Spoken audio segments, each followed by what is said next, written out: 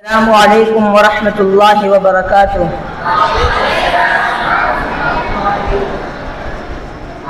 Today we gather to celebrate the 77th anniversary of our beloved country Pakistan.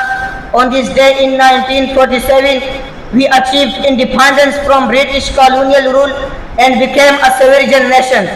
We remember the sacrifices of our founding father Muhammad Ali Jinnah, Allama Iqbal and Liaquat Ali Khan, who fought tirelessly for our freedom.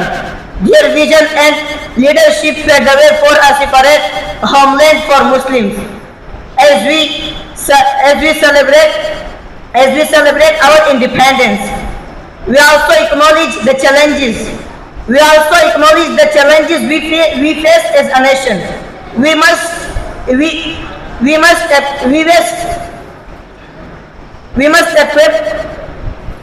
must a more just, a perpetual prosperous Pakistan,